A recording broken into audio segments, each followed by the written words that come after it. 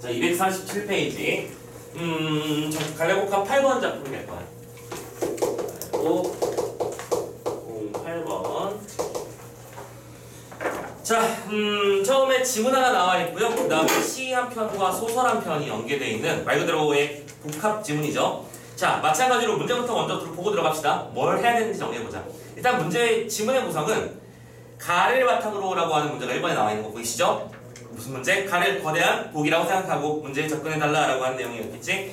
자, 가의 내용을 먼저 읽고 시작해야겠다는 감 잡으시고요. 2번도 마찬가지야. 가의 A를 바탕으로 보기의 학습활동을 수행하자라고 되어 있는데 갑자기 웬 보기라고 했으면 밑에 선택지를 학습활동의 첫 번째 줄 정도는 봐줄 만한 가치가 있겠지. 상행에서 그렇군. 상행이라는 시에서 연결되는 문제로군. 이런 것들 감 잡으시면 좋겠고 자, 여기서 진짜 쓸데없는 팁 하나 줄게. 1번하고 2번 문제가 오케이? 각각 가랑 연결하기 문제잖아. 보기 적용 문제인데 그러면 결론적으로는 자, 2번 문제가 가의 A를 바탕으로 상행이라는 작품을 분석하는 문제였어. 그치? 그러면 머릿속에 빨리 학원 내 모든 곳에서는 마스크 착용이 의무입니다. 수업 시간 및 예식 시간에도 반드시 마스크를 착용해 주시기 바랍니다. 또한 손을 수시로 세정하고 각 층에 비치된 손 세정제로 청결을 유지하며 틈틈이 창문을 열어 환기를 재정관 시키기 바랍니다. 기준으로 몸에 열감이 있거나 마음대로 나와. 쉬는 시간이 뭐 정해져 있는 것도 아니고. 1층 데스크에 통보 부탁드립니다.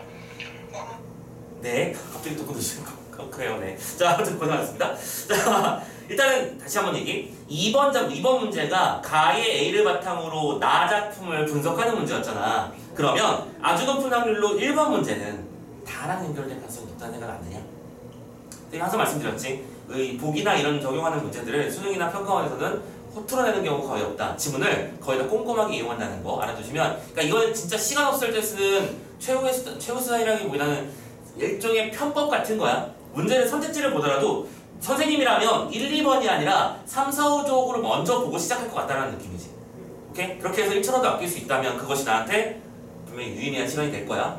자, 아무튼 그런 잡잘한 얘기 좀 있었고요. 3번 다의 기억부터 미음. 이건 당연히 그 문제, 무슨 문제? 시어의 의미를 파악하고 식구의 의미를 파악하는 문제가 되겠죠? 넘어가고 4번 다의 A부터 E를 이해해보자라고 되어 있는데 이 A부터 E가 뭔지를 빨리 눈으로 보고 오면 이런 거군. 그냥 눈으로만 대충 체크하고 오세요. 그래서 다작품에서 이 A부터 E까지라고 하는 것들이 특정한 어떤 단어들인 거 확인되신다면 그 특정한 소재의 의미 파악하는 문제라는 거 파악할 수 있을 것 같고요. 거의 표준 문제죠, 그렇죠? 마지막 5번 다의 네모난 사진. 이것도 마찬가지야. 소재의 의미 파악하는 문제. 그치? 자, 어쨌든 시가 나왔고요. 시에서는 표현상 특징 문제라기보다는 보기 적용 문제가 하나 나왔었고 또 그다음에 뭐였더라? 시어의 의미를 파악하는 문제가 나왔었고 소설 파트에서는 식구의 의미를 문장의 혹은 어절의 의미를 파악하는 문제 나왔고 자, 표준 패턴에서 벗어나는 거 없으니까 바로 작품 분석 들어가면 될 것 같아요. 자, 과제문부터 무슨 얘기했는지 먼저 보고 들어갑시다. 보기를 기준으로 작품 판단해야 되니까. 자, 인칭은 하면서 얘기가 시작되네요. 인칭은 어떤 동작의 주체가 말하느니, 듣느니, 제3자 중 누구인가의 구별을 이루는 말로, 오케이? 동작의 주체가 말하는인가, 듣는인가를 따진다는 거라. 그 종류에는 당연히 1인칭, 2인칭, 3인칭이 있지. 우리 다 잘 알고 있는 내용이고요. 인칭은 일상언어뿐만 아니라 문학언어에서 사용이 되는데 문학에서 인칭은 주로 작품 속 말하는 이인, 소설의 서술자와 시의 화자가 작중인물들을 지칭하는 용어야. 되게 뭐라고 있어 보이게 말을 했지만 우리가 평소에 알고 있었던 내용과 거리감이 있는 내용은 없는 것 같아요. 문학작품에서 주인공을 나라고 1인칭으로 지칭하거나 그라고 하는 3인칭으로 지칭하는 것이 대표적이지. 오케이. 일단 기본적으로 문학작품에서의 시점 사용에서의 인칭 문제는 보통 1인칭이거나 3인칭 경우가 대다수죠. 그런데 문학작품에서 주인공이 반면이라는 단어가 보이죠? 그럼 여기서부터 오히려 핵심인 거야, 그죠? 2인칭인 너로 지칭되는 작품. 다시 말해, 너에 대한 이야기를 너에게 말하는 작품은 상대적으로 적은 편이다. 너희들이 고등학교 정규과정에서 너를 중심으로 가는 작품 본 적이 거의 없을 거야. 손에 꼽지. 하지만 2인칭의 사용은 작품의 독특한 효과를 부여한다. 오케이. 하지만 요거가 다른 2인칭이라는 게 있어. 그리고 2인칭은 특정한 효과가 있지. 그리고 그 효과를 지금부터 서술하겠네. 가자. 2인칭 대명사의 사용은 호명의 주체인 나가 존재되어 있어. 그렇지. 내가 있어야 너도 존재할 수 있는 거야.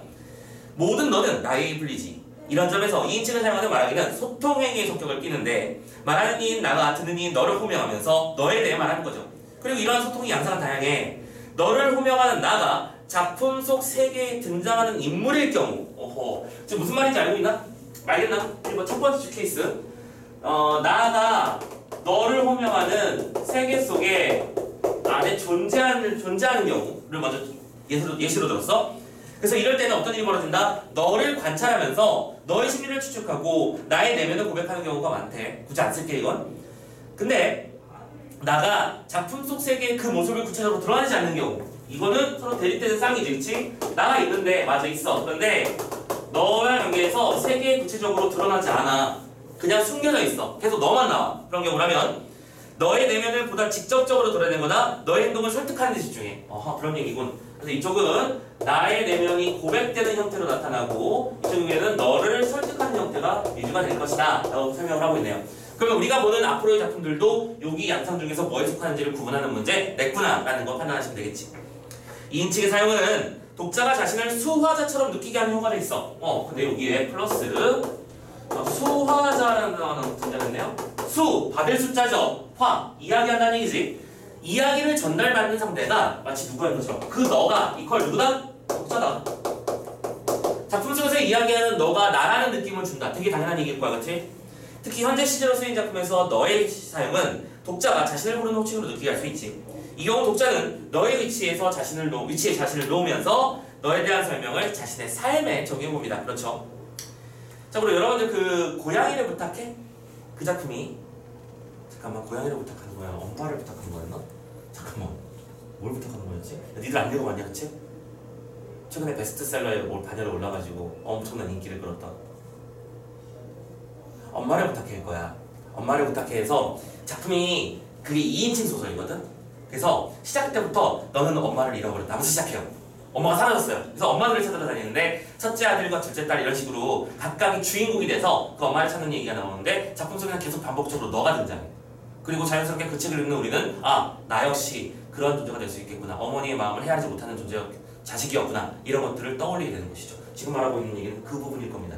오케이? 읽어봤으면 좋았을 텐데. 근데 고양이를 부탁하는 건 왜 나오는 거지? 왜 내 머릿속을 지배하고 있는 거지? 고양이를 왜 부탁하지? 그런 프로그램이 있나? 알 수 없다. 아무튼 그래. 네네. 자, 뭐지 이거? 자, 한편 2인칭을 사용하는 과정에서 너의 상대방으로서 우리라는 대명사를 사용할 수도 있는데요. 플러스 두 번째, 이번에는 우리라는 용어를 사용하는 경우도 있대요. 참고로 이때 이러한 우리의 사용은 너에 대한 나의 생각과 감정을 독자와 공유하라는 의도, 그치? 너에 대한 생각을 독자와 그다음에 서술자가 공유하려는 의도가 분명히 보인다. 됐죠? 그러니까 작품 속에서 2인칭으로 썼을 때는 되게 다양한 일들이 벌어지는데 일단은 가장 기본적으로는 그 작품의 세계 속에 나의 존재 여부를 가지고 크게 나눠볼 수 있고 그 외에 이런 효과와 이런 효과도 확인할 수 있어 라고 하는 얘기가 나와 있네요. 그러면 자, 선택지에서 이런 것들만 잘 집어넣고 문제를 풀면 될 것 같은데요. 자, 바로 나 작품 상행 넘어갑시다. 선생님 유형 3번 유형 뭐? 저기 1, 2번이 말하는 2인칭 사용 유형 1, 2번 유형 하나 더 있고 잠깐만, 선생님 문장 하나 빼먹었지? 하나, 둘, 두 번째 문단에 지금 밑줄친 부분을 빼먹었네. 선생님이 A를 날려먹었네. 자, 나가 실제로 의미하려는 것과 상반되게 너에 대해 말하는 것, 즉 나가 아이러니의 방식으로 말하는 경우도 있는데 이때는 나의 실제 의도를 그래서 선생님 빼먹었네. 요게 1, 2, 3번이고 플러스하기보다는 별도의 단독으로 보시면 되겠네. 역시 나에 관계없이 너를 판단하는데 이때는 아이러니를 판단하는 게 중요하다. 자, 지금 구분을 좀 헷갈리긴 했네요. 미안합니다. 자, 아무튼 1, 2번, 3번 세트까지는 말하는 이가, 그치? 2인칭을 사용했을 때 어떤 종류가 존재하는지 이런 종류를 구분하고 그리고 그런 것들이 어떤 효과를 부여하는지 이런 식으로 구분이 되어 있는 지문이었어. 그치? 요게 맞죠? 자, 그러면 다시 이제 상행으로 넘어가 봅시다. 작품 속에서는 이 얘기를 어떻게 하고 있는지 보면서 어떤 유형에 속하는지 정리를 해보자고요. 자, 가봅시다. 제목이 상행인데요. 상행은 뭐예요? 우리 상행선 하행선이란 말 들어봤지? 열차 타고 올라가는 얘기를 말할 것 같아. 가자. 가을 연기 자욱한 저녁 들판으로 하면서 시작하고 있네요. 굉장히 서정적으로 시작하고 있죠, 그죠? 자, 제목은 상행입니다. 자, 그런데 들판 옆으로 뭐가 지나가고 있어? 상행 열차를 타고 평택을 지나갑니다. 자, 상행 열차를 탄 상황이 설정되었어. 그런데 흔들리는 차창에서 너는이라고 했지. 자, 우리의 핵심 단어 등장했죠? 작품 속에서 너가 있어. 너는 문득 낯선 얼굴을 발견할 수도 있어요. 어디로? 창문을 통해서 낯선 얼굴을 발견할 수도 있을 거예요. 자, 요때 이 창문이라는 단어가 중요하지. 얘들아, 창문, 유리, 거울, 우리 이런 거 항상 쓰는 말이 있었잖아. 뭐였지? 자, 성찰의 매개체라는 말 많이 쓰죠? 오케이? 창문이라고 하는 건 자기 자신을 비추어 보는 장소야. 그러다 보니 낯선 나의 얼굴을 볼 거래요. 그러니까 이런 거잖아. 우리 특히 목욕하고 나오면 제법 괜찮아 보여. 물기에 젖은 나의 머릿결 이런 것들 통해서 보면 나라는 인간이 제법 괜찮아 보이는데 그건 네 생각이고, 그치? 다른 사람이 바라보는 나라고 하는 존재가 분명히 있을 거야. 지금 그 낯선 얼굴은 아마도 평소답지 않은, 일상적이지 않은 그런 의미를 말하는 걸 거야. 근데 이 낯선 얼굴이 긍정적인 의미인지 부정적인 의미인지는 아직 모르겠어. 더 읽어봐야지. 발견한대 그냥. 발견하고 나면 발견할지도 모른다. 근데 그것이 너의 모습이라고 생각하지 말아다오. 근데 이거는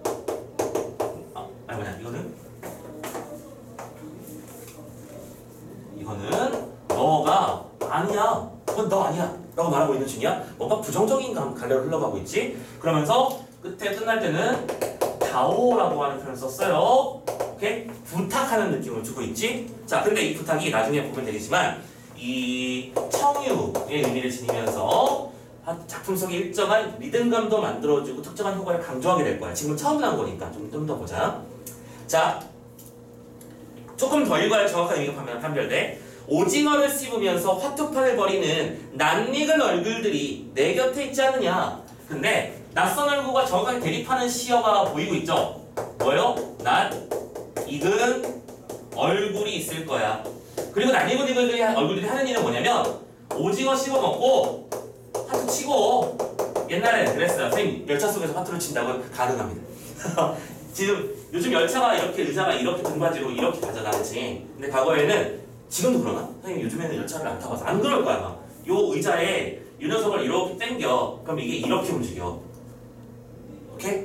그래서 이렇게 마주보고 할 수 있어.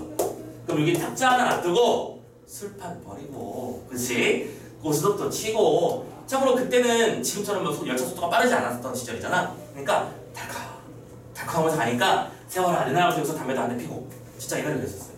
참고로 화장실은 어떻게 할 줄 알아? 화장실 처리는 어떻게 할까? 철길에다 싸는 겁니다. 그냥 바깥에 바라보면서. 옛날 그런 시절이 있었어요. 자, 아무튼 이렇게 하던 시절을 말하는 겁니다. 자, 그러면 오징어를 씹어먹고 화투를 치고 있는 모습은 그냥 일상을 살아가는 존재로서의 너를 말하는 거겠지. 그러면 이때 낯선 얼굴이라는 거는 어떤 의미가 됐던 거야? 뭔가 성찰적인 존재, 자기 자신에 대한 어떤 근본적인 생각을 품고 있는 존재. 즉 이거를 조금 익숙한 말로 바꿔보자면 이쪽은 소시민적인 태도를 말하는 것이고, 이쪽은 뭔가 성찰적인 것을 말하는 거지. 그런데 분명히 지금 주면서 뭐라고 했어? 창문에서 너를 볼 텐데 그거 너 아니야. 너는 옆에 있는 개들이야 라고 말하고 있는 거잖아. 너 그런 존재 아니라고. 그냥 있는 그대로 화투 쳐. 돼. 괜찮아. 놀아. 괜찮아. 이렇게 말하고 있는 거야. 근데 지금 이거 반어적인 거 느낌이 오십니까? 반어적인 느낌? 이거 말하는 거겠지. 오케이. 조금만 더 잡아볼게. 황호 속의 고함치는 원색의 지붕들과, 자, 원색의 지붕들이 고함을 친대요. 의미법인 거 보이시나요? 오케이. 또 잠자리처럼 파들거리는 TV 안테나. 잠자리죠. 활용법. 심야 방송 안테나들 흥미있는 주간지를 보면서 뭐 하라고요? 고개를 끄덕여다오. 고개를 끄덕여다오. 이렇게 쓸게요. 자, 이 라인업을 잘 봐야 돼. 지금 활용법 같은 특정한 표현법으로 등장한 지붕이라든가 TV의 안테나라든가 흥미있는 주간지라는 단어가 보일 거야. 그리고 지금 너는 지붕 아래 살고 있어. 근데 이 지붕이 왜 그러는 거냐면, 참고로 이 작품의 배경이 그 새마을운동이 있었던 그 시절 뒤거든. 새마을운동 때 많이 벌어졌던 행동이 뭐냐면 지붕 개량 사업이었어요. 그러니까 옛날에 뭐 초가집 같은 기와집 같은 그런 옛날스러운 거 다 버려버리고 여러분들 왜 함석 슬레이트 지붕이라고 이렇게 생긴 팥대기 긴 거 있잖아. 뭔지 알지? 이런 식으로 지붕을 다 바꾸는 게 대세였거든. 지붕을 바꾸던 시절을 말하는 거야. 즉 유신 시절을 말하는 거고 TV 안테나, TV가 보여준다는 얘기지. 이때 또 중요했던 정책 중에 하나가 뭐냐면 여러분 들어봤지? 3S 정책이라고. 한국사에 있으면 들어봤을 텐데 어떤 사회적인 문화적인 관심들을 대중에게서 약간 자극적이고 선정적이고 이런 쪽으로 몰아주던 시기가 있었어. 정치에 민감해지지 않도록 사람들이 뭐 민주화 투쟁 이런 거 신경 쓰지 않고 그냥 내가 너무 즐거운 상태가 되도록. 그래서 이 3S라고 하는 게 스포츠, 그다음 또 뭐였지? 그래서 스포츠가 생각이 안 나지? 아무튼 S로 시작하는 세 가지. 스포츠, 뭐였더라? 있어. 오늘 뭔가 복합적으로 기억이 다 안 난다 그냥.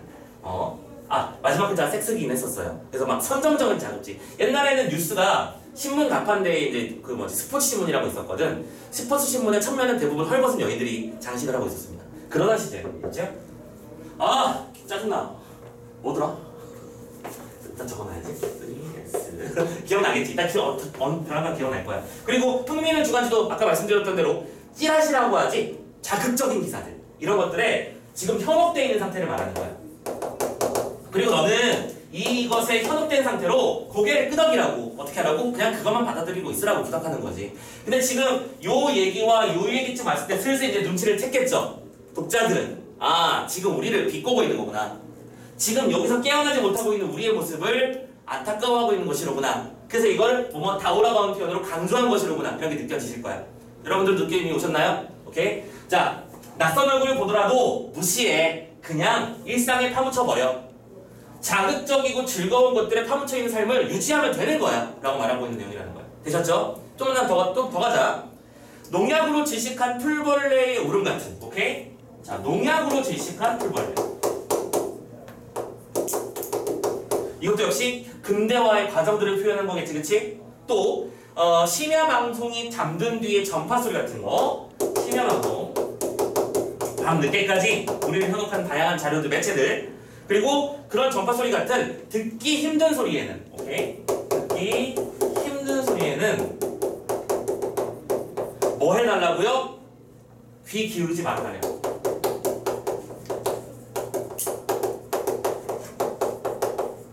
자, 반대죠. 이 두 개가 짝이군요. 농약에 의해 지식되어가는 곤충들, 환경 문제만 하는 거지. 오케이? 심야 방송은 뭔가 정의로움을 이야기하는 사람들이 잘 듣지 않는 매체들을 말하는 거겠지. 오케이? 듣기 힘든 소리야, 전부 다. 근데 이런 듣기 힘든 소리들은 귀 기울이지 말아달래요. 근데 이건 뭐야? 거꾸로 뒤집어서 얘기하자면 너희들은 그걸 귀 기울여 듣지 않고 있는 게 문제야 라고 말하고 있는 거겠지. 오케이? 자극적이고 흥미있는 것들은, 자, 이쪽 쓸게. 자극적이고 흥미있는 것들은 관심을 기울이지 않으면서 진지하고 또 뭐랄까 어떤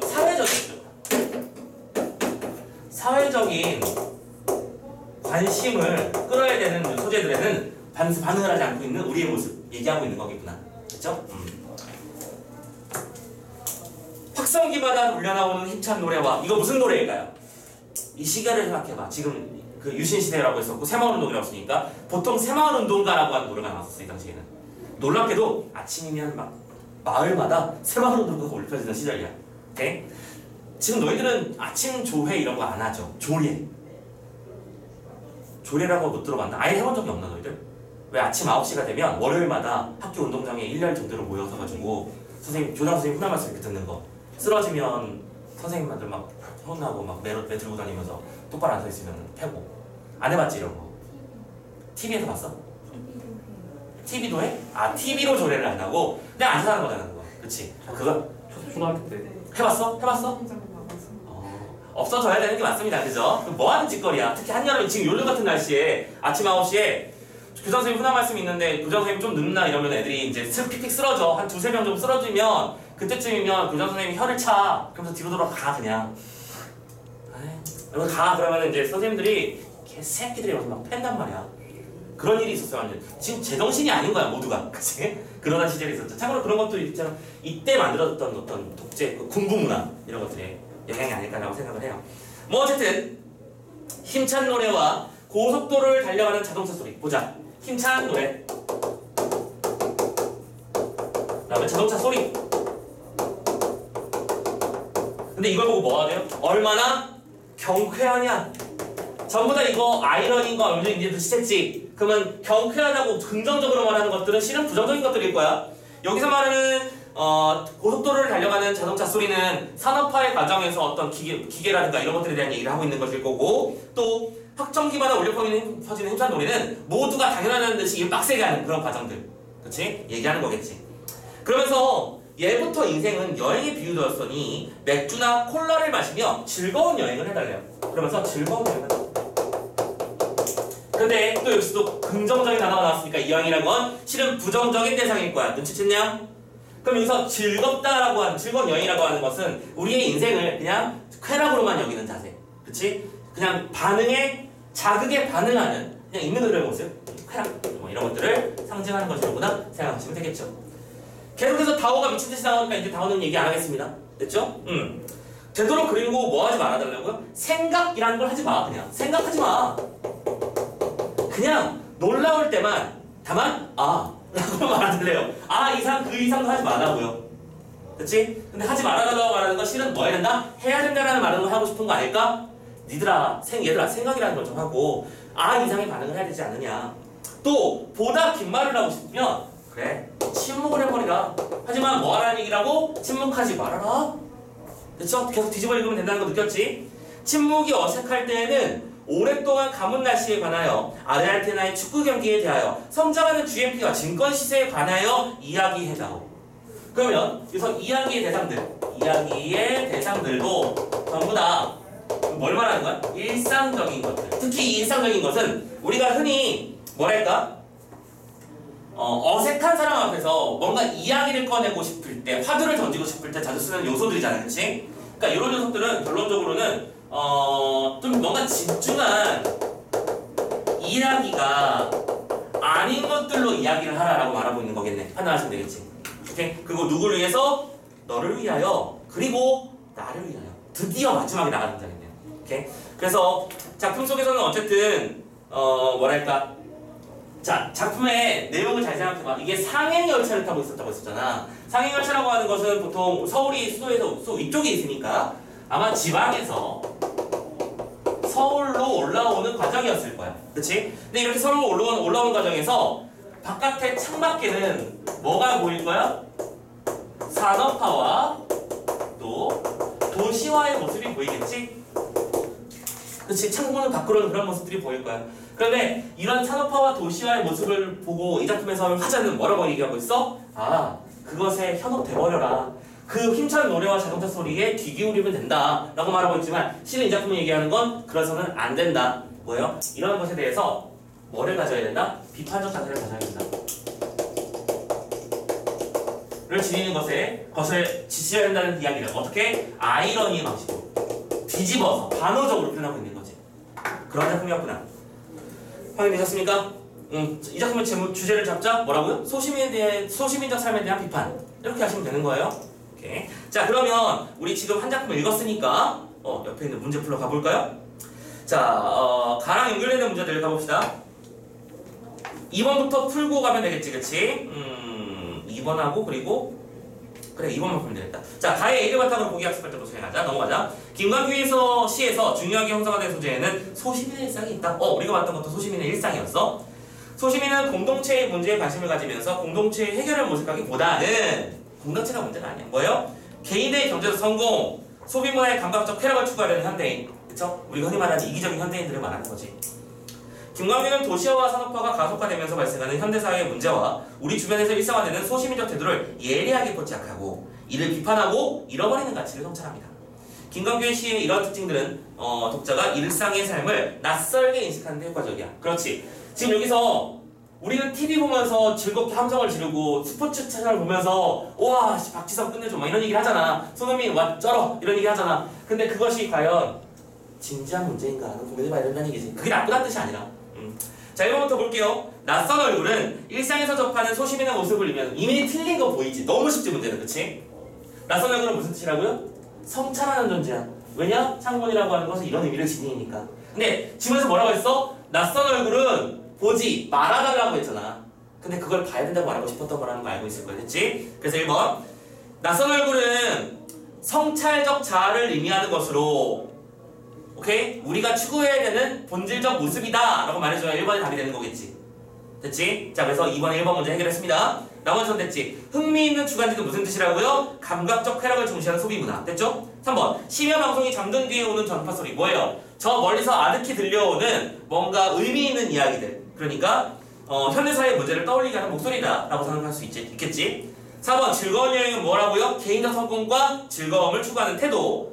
그리고 5번 생각과 보다 긴 말이라고 하는 것은 성찰과 현실의 문제에 대한 발언. 맞지? 근데 생각하고 보다 긴 말은 하지 말아달라고 부탁했잖아. 침묵해버려 차라리.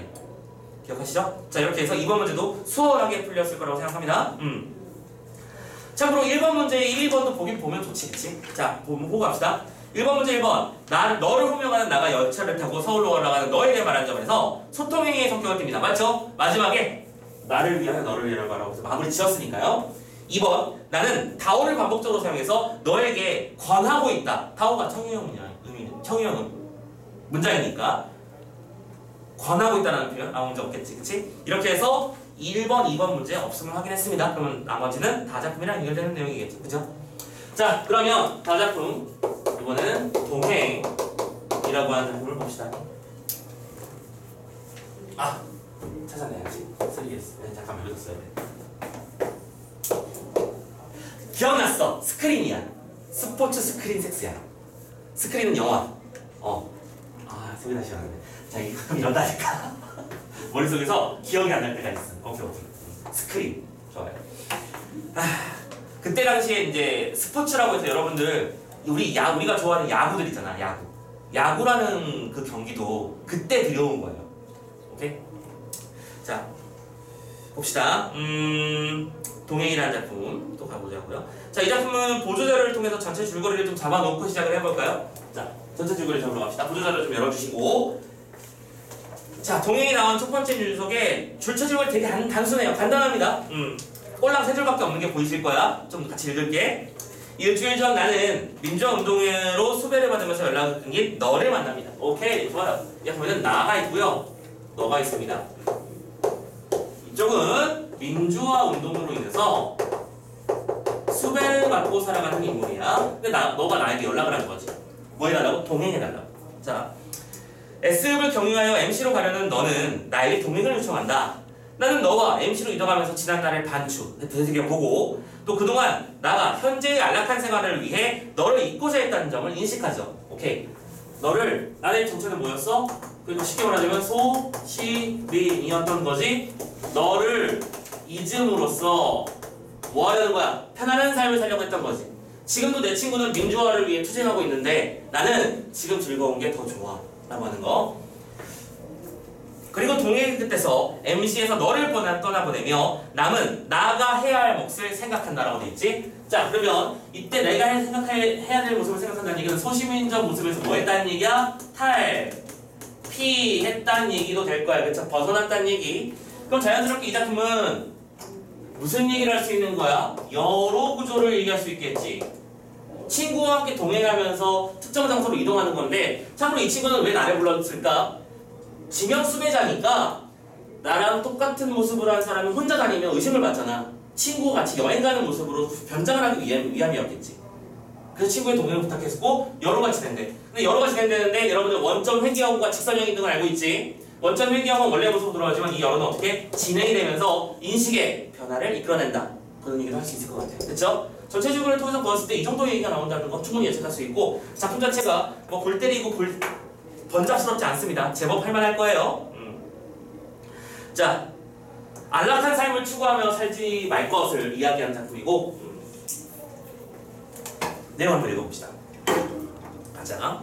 앞부분 줄거리는 이거네요. 일주일 전에 나는 친구였지만 정치적 이유로 수배를 당해 소식이 끊겼던 너를 만난다. 그리고 너는 어젯밤에 나에게 전화를 걸어서 전화박스에서 다시 만나기로 했죠. 잠깐만 얘들아, 우리 이미 봤지만 이 첫 번째 상행이라는 작품은 누가 뭐래도 요거였어. 그치? 아이러니적 경향을 보인다. 근데 이 작품은 아직 읽진 않았지만 이게 확실히 이미 드러났죠. 작품 속에 나가 이미 존재하고 있어. 너와 함께. 그럼 자연스럽게 이 작품은 어떤 일이 벌어질 거야? 나에 대한 고백의 성격이 강해질 거라고 했었지. 이 작품도 결국 너가 있지만 이쪽에서 나가 소심해서 탈피하는 모습을 보여주려는 의도를 가지고 있는 소설이 아닐까라고 예측 가능하겠다. 그지? 잡아놓고 갑시다. 자, 아무튼 전화박스에서 다시 만나기로 넌 서서히 대답했다. 우리는 정문에 다다랐다. 경비실 안에서 경비원이 듯한 두 사내가 잡담을 나누고 있었고 나는 서큼서큼 걷고 있었다. 몇 가지 궁금한 것들이 있었으나 그냥 묻지 않기로 했다. 네 말 맞다나 모르는 것이 피차 좋을지도 모르니까. 어쨌든 넌 비밀투성이었어. 자, 여기서 비밀투성이라는 말, 그치? 너와 함께 있지만 너를 지금 정확하게 파악하지 못하는 나의 상태인데 이때 나는 너를 너라고 해야 되니까 이쪽으로 가야겠지? 비밀투성이라고 말을 했는데 이거는 너가 물론 나에게 이야기를 디테일하게 안 해주는 탓도 있을 거야. 근데 디테일하게 안 해주는 이유는 뭐겠니? 네가 알아서 좋을 게 1도 없기 때문이야. 그치? 그러니까 그리고 나는 중요한 건 너에게 캐물어 가면서 파악하고 싶어 하지 않아. 그냥 냅두는 거지. 오케이? 그래서 이 비밀이라고 하는 단어가 이 둘 사이에 어떤 거리감을 표현하는 단어이며 그리고 나의 소시민적 태도를 반증하는 단어이기도 하다. 잡으시면 될 것 같아요. 아직도 나는 네가 기거하고 있는데 집조차 정확히 모르고 있는 형편. 네가 어디 사는지도 몰라. 전화를 걸어오는 건 언제나 너. 어제도 마찬가지. 밤 10시가 넘어 막 지날 쯤이었어. MC로 가는 열차 편 좀 알아봐줘. 너랑 동행하고 싶은데 그래 주겠니? 단도직입적으로 너는 그렇게 말했다. 이날은 강의가 있었다. 몇 과목은 이날 종강이야 심지어. 대학생이라는 얘기네. 아마 대학에서의 마지막 강의가 될 터였는데 하지만 그까지 강의쯤 아무래도 좋았어. 나의 마음을 고백한다는 의미가 보이시나요? 마킹 해놔야겠지 이런 장면들. 자, 그보다는 나는 MC로의 위험한 나들이의 이유에 대해서 또 왜 하필 나와의 동행을 네가 요구한지에 대해서 더 궁금해졌어. 궁금증과 호기심이 더 강해진 거죠. 그러나 그 문제 역시 입을 다물어 두기로 하자. 어차피 동행할 거라면 차차 알게 되겠지 뭐. 잠깐만 이게 ABC가 섞여있긴 한데 나중에 한꺼번에 합시다. 자, 정문 앞에서 택시를 탔다. 운전수가 시외요금을 내래. 결국 500원을 깎았어. 차는 종합운전자를 끼고 고가도로 오르막을 올라갔고 무등산이 보였고 무등산이 보였다는 얘기는 대구로구나. 그치?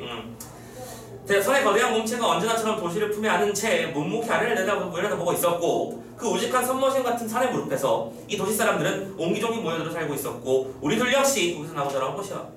하지만 산은 이제 어느덧 짙은 남빛 슬픔의 빛깔로 음울하게 서 있을 뿐이었지. 자, 이 장면은 누가 뭐래도 시적인 표현인 거 느낌이 오시죠? 들어와. 녹화해놨어 앞부분. 자, 지금 여기서 산에 대한 얘기를 하면서 뭐라고 했냐면 짙은 남빛 슬픔의 빛깔로 음울하게 서 있다라고 했었지. 오케이? 산을 짙은 남빛 그리고 음울하게 라고 얘기했어요. 그럼 산이 음울한 게 아니잖아. 누가 음울한 거야? 내가 음울한 거지. 그러면 이렇게 되는 거니까 이걸 뭐라고 하지? 이게 만약 시였다면? 그치? 시였다면이야. 그래서 이걸 감정이입이라고 말하기보다는 보통은 어떤 감정을 투영한 대상 정도로 설명하면 괜찮을 것 같아요. 그죠? 투영의 대상. 투영이 무슨 뜻이다? 비추어 준다라는 뜻이다. 맞지? 자, 까먹기 전에 이거 좀 보세요.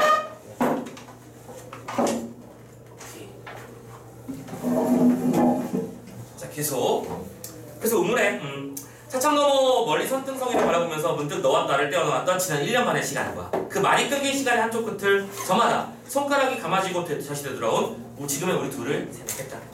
그래, 우리는 어쨌든 다시 만난 거야. 그러나 우리는 예전에 우리가 아님을 서로가 깨닫고 있었어. 1년 반 동안 많은 게 변해버렸지. 전장으로부터 돌아온 귀한 병들처럼 우리는 여전히 우리지만 우리는 더 이상 우리가 아니야. 그것은 실력과 가득하게 오랜 세월같이 이어지는 일종의 진공 상태고 너와 나의 사이에는 거대한 협곡이 밑도 끝도 가늠하기 어려운 깊은 아가리를 벌린 채 존재하고 있었고 그 양쪽 벼랑 끝에 맞서서서 우리는 이 순간에 아찔한 절망감과 당혹감으로 서로를 응시하고 있었지. 자, 너와 나의 사이에 지금 나라고 뭐라고 설명했냐면 진공이다 그리고 협곡이다라고 말했죠. 오케이? 이 사이는 그러니까 누가 어떻게 극복할 수 없는 거리감을 말하고 있는 거지. 그러니까 물리적 거리는 그지? 비교적 가까운 편이야. 맞은편에서 보이거든. 선생님이 GOP에서 근무할 때도 딱 그런 느낌이었어. 북한군이 보여. 이 바보들이 특히 김일성 생일날 자랑스럽게 돼지 끌고 가는 모습이 잘 보여. 진짜요? 선생님 이해 안 해줬었냐? 선생님 GOP 있었잖아. 참고로 이거 부사 비밀인데 말해도 되나? 우리나라는 휴전선으로 북한을 막잖아. 자, 이게 우리나라 서초고요. 이게 북한의 서초라고 생각하자. 참고로 이 사이는 깊은 협곡이에요. 알겠지? 깊은 협곡이에요. 그래서 여기서 이제 여기를 서로 바라보는데 우리는 여기를 휴전선으로 이렇게 이중철책으로 막아놨어. 근데 북한은 어떻게 해놨냐면 까대기를 해놔. 그러니까 뭐냐면 산이나 뭐 풀떼기 하나도 다 보일 수 있게 넓은 범위로 큰 띠에 상태로 아무것도 없게 만들어. 오케이? 아무것도 없게. 그러니까 너무 뻔히 보이게. 뭐가 넘어오면 저희는 볼 수밖에 없겠지. 하얀 모래만 있으니까 쫙 깔려서. 참고로 이런 상태야. 그래서 지켜보는데 우리가 이제 GOP 있다 보니까 이제 계속 이렇게 순찰을 이런 식으로 또 산타고 이렇게 빙글빙글 돌잖아. 그리고 얘들도 순찰을 이렇게 빙글빙글 돌아요. 근데 관측소에서 이제 가끔 어떤 일이 있냐면 뭐 김일성의 생일이라든가 태양절 뭐 이런 거 있잖아. 그런 날 되면 굉장히 자랑스럽게 진짜 지금도 내가 그때라면 가능하겠지. 선생님이 군대에 있었던 시기가 2000년부터 2002년 사이니까 오케이? 21세기예요? 21세기인데 무슨 누구의 생일날이 되면 병사 2명이 긴 장대를 들고 가. 그리고 장대 아래에다가 돼지 매달아가지고 야 하면서 가져가. 우리 그거 먹는다고 자랑스럽게 가져가. 우리는 비웃지. 자기들은 고기를 먹는다는 걸 자랑하는데 우리는 맨날 고기를 버리거든. 너무 남아서. 그런 일이 벌어졌던 시기. 네, 참고로 요 사이는 극복할 수 없는 공간이야. 이렇게 마주 보일 정도로 있어. 그런데 그렇다고 뭐 얼굴이 선명하게 보일 정도의 거리는 물론 아니고. 근데 여기를 넘어온다는 게 자체가 이 절벽 사이에 무슨 지뢰밭도 있고, 그치? 뭐가 어떻게 펼쳐져 있는지 모르기 때문에 절대로 넘어올 수 없다고 봐서 개인적으로. 그래서 보통 북한 군사가 기순했다라고 하면 동부전선이 아니라 대부분 서부전선이야. 서부전선은 그냥 땅이거든. 평평한 땅이에요. 넘어올 수 있어요. 근데 여기는 협곡이야, 협곡. 못 넘어와. 오케이? 그런 상태라는 거. 지금 여기서 말하는 진공과 협곡이라는 것도 바로 그런 상태를 말하는 걸 거야. 우리는 분명 가까이 있어. 하지만 우리 둘 사이에는 협곡이 가로지르고 있는 거지. 서로를 이해하지 못하는 거리감을 말하는 거다. 자, 그래서 곁에서 어깨를 바짝 붙이고 앉아있는 내 모습을 바라보며 나는 종차에 지워지지 않고 있는 그 서먹한 느낌이 도대체 어디서부터 온 건지 따져보려고 했어. 그러면서 이제 얼마 안 뒤, 중량이 조금밖에 안 돼 있어. 자, 다음 장면으로 바로 넘어가자. 대합실 건물의 외벽에 각가지 벽보가 어지러이 붙어있는 게 보였다. 자, 어디로 이동했습니까? 대합실로 이동하였죠. 이거니까 공간의 이동입니다. 그렇죠? 지금 여기는 시외버스 터미널 대합실을 말하는 걸 거야. 체크. 불조심, 자연보호, 뭐 방처 이런 포스터, 뭐 하사관 모집 뭐 이런 거 있습니다. 그런데 지명수배자들의 사진이 있었어. 지명수배자. 지금도 있죠? 여러분들 왜 그 밥 먹으러 가다나 보면 밑에 우리 서초경찰서 있잖아. 거기에 보면 지명수배자 명단이 딱 붙어있죠. 혹시 그 사진을 유심히 들여다본 적 있습니까? 봤어? 여러 번. 그 형사님들은 대충 느낌이 뭔데? 그러니까 오랫동안 그 일을 하셨으니까 범죄자의 상이 보인대. 놀랍지 않냐? 어떻게 범죄상을 알아내는지 난 잘 모르겠는데 대충 얼굴만 보고 안단다. 뭐 아무튼 간에 27세 175cm 미남형의 호리호리한 체격, 그리고 그 아래 고등학교 교복 차림의 네 사진도 틀림없이 끼어있을 것임을 나는 알고 있어. 민주화 운동으로 잡혀가던 사람들 많이 있었지. 참고로 여러분들 여전히 좀 요즘 얘기긴 한데 너희도 투표권이 있지. 투표권이 있으면 집에 홍보물 이런 거 오잖아. 그러면은 그 후보자들의 병역이나 또 뭐랄까 처벌 기록, 범죄 기록 이런 걸 보면 옛날에는 비교적 처벌 기록이 많은 사람들이 있었어. 그럼 대부분 뭐냐면 감옥에 갔다 왔어. 학생운동하다가 데모하다가. 근데 요즘은 어떤 줄 알아? 음주운전. 절대적으로 많아. 참고로 선생님은 음주운전이라는 단어가 보이면 그 사람은 절대 찍지 않거든요. 아무리 뭐 좋은 일을 했다고 치더라도 선생님은 역사적으로 그래왔어. 그러니까 공범물이 이만큼 오잖아. 국회의원 뽑을 때 뭐 수십 명 오잖아. 그럼 이거 보면 와이프는 왜 그런 공상을 떠냐고 하지 말라고 그러는데 선생님이 앉아서 그걸 봐. 그러면서 탈락과, 그러니까 그 흔히 말하는 서류 전형을 나 혼자 하는 거야. 나 내 투표권인데? 그치? 그래서 이 사람은 음주운전 땡! 이 사람은 뭐 그 다음에 뭐 사기죄 땡! 이렇게 다 날려버리기 시작하는 거야. 근데 소명이 밑에 나와. 소명이 나와. 뭐 자기는 뭐 무슨 해에 무슨 뭐 운동 때문에 어떻게 처벌받게 되었고 거기에 대한 구명은 다음 것 같습니다. 이런 정보들이 실려있는 경우가 있어. 그럼 다시 구원. 정당한 운동을 하다 그런 거면 괜찮지. 그지? 아무튼 이 당시에는 그래서 대부분이 이런 식으로 흘러갔고 요때 운동했던 분들이 지금의 국회의원분들이 되게 많아. 참고로. 오케이? 알아두시고. 자, 지금 바로 곁에 있는 우스꽝스러운 차이네. 얼핏 보면 40대쯤으로 보이는 더부룩한 구레나룻의 뚱뚱한 사내를 난 새삼스럽게 쳐다보았지. 그러다가 사진 속에 앳된 소년의 모습을 떠올리며 혼자 쿡쿡 웃고 말았어. 너는 무심한 표정을 내게 치네? 왜 그래? 아니야. 네 사진 본 적 있어? 어디? 벽보를 가리켰지? 그쪽으로 눈길을 주고 있던 너는 고개를 저었어? 이마, 너희 걔한테 고맙다고 해야 돼. 몸이 후리후리야 미남형이 된다. 너더러. 하면서 웃으니까 비로소 너는 조금 웃었어. 그러더니 이는 낮게 한숨을 깔아쉬며 허공에 시선을 던지는 거야. 뭐예요? 왜 한숨을 쉬고 있을까? 답답하지. 자기가 원하는 삶이 이게 아닐 거 아니야. 언제까지 도망다녀야 될 건데. 참고로 이 당시에는 무슨 거고 도망가냐 했습니다. 이 당시에는 여러분들 왜 민주화 투쟁의 사건이 됐던 박종철 군이라든가 이런 것들 다 알고 있지? 탁 친히 억하고 죽었던 뭐 그런 얘기. 그냥 잡아다가 고문을 실시했어. 옛날에는 잡아다가 죽기 직전까지 만들어놨어. 그러다 미친 시절이 있었지. 자, 그러니까 무조건 도망가야 되죠. 나는 순간 다시금 속으로 후회를 씹으며 발끝에다 시선을 막았어요. 온몸이 모래 속에 묻힌 듯 꺼끌꺼끌한 느낌에 커다랗게 고함이라도 내들렸으면 하는 심정이었어요. 자, 너는 한숨을 쉬고 있고 나는 고함을 치고 싶은데 못해서 답답한 상태야. 그럼 결론적으로 이 두 가지의 모습을 통해서 지금 이들은 어떤 상태? 답답한 상태에 놓여있음을 확인할 수 있죠. 어렵지 않죠? 지난 1년 반 동안 우리가 어디에서도 네 얼굴과 마주쳤어. 극장, 다방, 식당, 대합실, 술집, 당구장 어디를 가나 네 얼굴이 우리를 쫓고 있었지. 근데 이건 뭐 말하는 걸까? 수배 전단지 얘기하는 거겠지.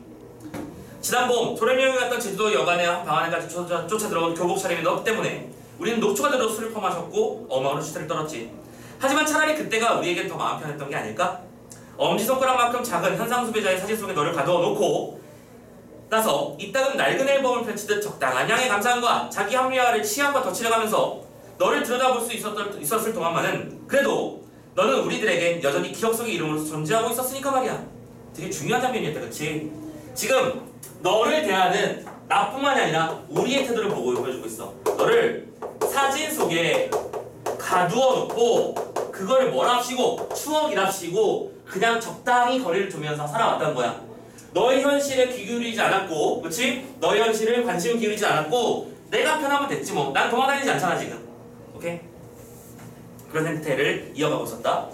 네가 다만 과거의 기억 속에 머물러 있어주는 한 그래도 우리는 술에 취하면 잠들 수 있었고 가끔은 아픈 생채기를 손톱으로 핥게 되며 저주 섞인 넋두리를 퍼부어대다가도 그것이 끝나면 더 많은 일상과 권태와 망각 속으로 몸을 던져넣을 수 있었대. 자, 지금 하는 말 싹 다 묶어서 한마디로 정리할 수 있네. 소, 시, 민정 태도를 말하는 거구나. 싹 정리되죠? 우리들은 피곤했었어. 피곤하고 힘겨웠으니까 잠들고 싶었지. 그 때문에 우리는 우리의 마비된 의식과 교살당한 영혼을, 교살은 목조름을 말하는 겁니다. 교살당한 영혼을 희뿌연 혼돈의 나라를 향해 까마득히 침몰해 가도록 내버려두고 싶었고 그래, 모두 가라앉고 있었어. 저마다 탈색된 눈빛으로 심연의 저편으로 차츰차츰 가라앉아가고 있는 잠들어라. 깊이 잠들어라. 영영 깨어나지 않을 잠 속으로 투신하라.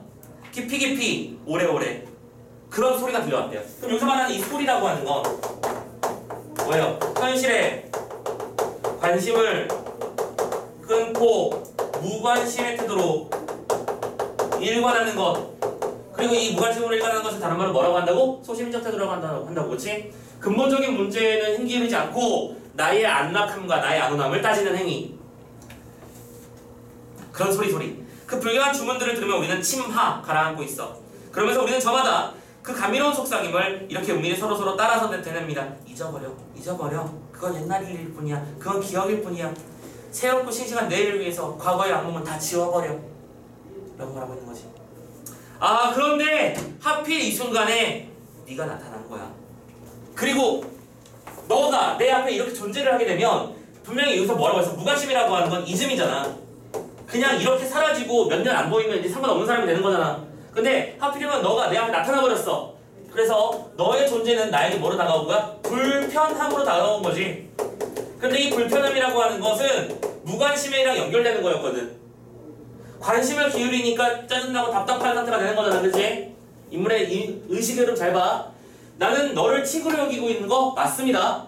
너를 관심 있어 하는 것도 맞지요. 하지만 너를 보고 답답해합니다. 왜냐면요, 불편하거든요. 그럼 왜 불편한데? 자신의 소시민적 태도가 거부당했기 때문이야.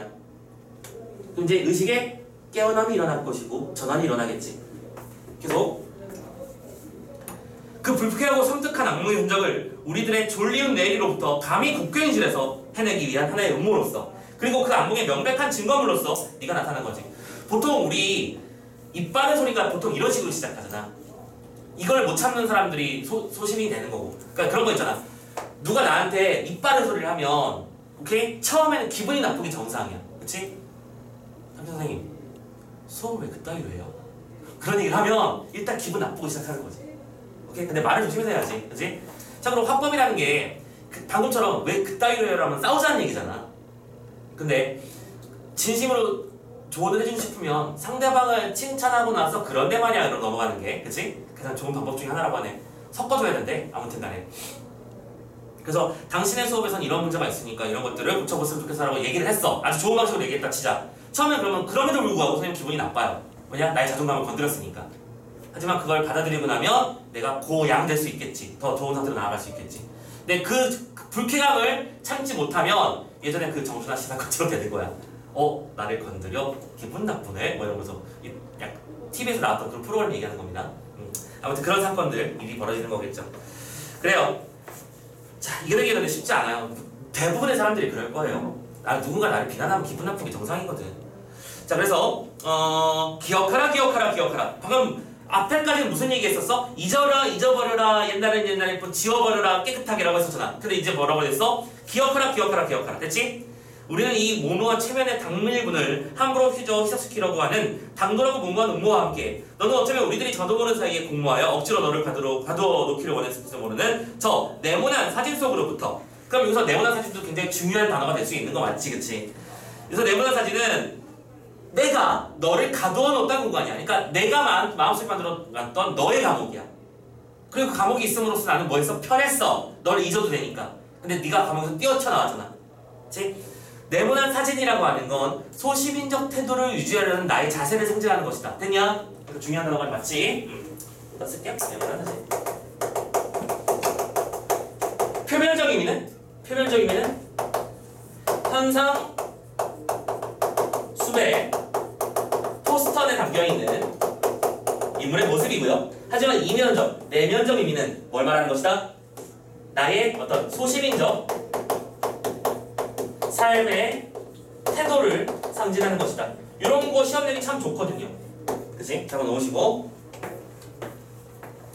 그로부터 우리의 도련이 뛰쳐나와서 지금 이 순간에 우리 앞에 분명히 한 실체로 서 있는 거지. 그리고 너는 이제 다시금 우리로 하여금 새로운 통증을 불러일으키게 하고 있어. 그 통증이라고 하는 건 가슴 아픔, 답답함, 슬픔 뭐 등등이 되겠죠. 네. 자, 아무튼 이렇게 해서 이들은 계속해서 시간의 흐름 속에서 작품을 이어가게 될 것이고요. 자, 얘들아, 보조자료를 잠깐 활용해야 될 부분이 있어. 이 다른 부분이 좀 있어서 보조자료를 잠깐만 넘어와서 그 동행의 마지막 페이지 좀 넘겨주세요. 보면 마지막에 그 포인트 2번이라고 해서 여러 사건 구조라는 말 보이니? 자, 없는 거냐? 지금 두 분 다 없는 거냐? 세연아, 그 선생님 자리로 올라가면 선생님 잘 뒤편에 자, 보조자료 어떻게 생겼는지 알지? 두 권만 들고 와봐. 세상에.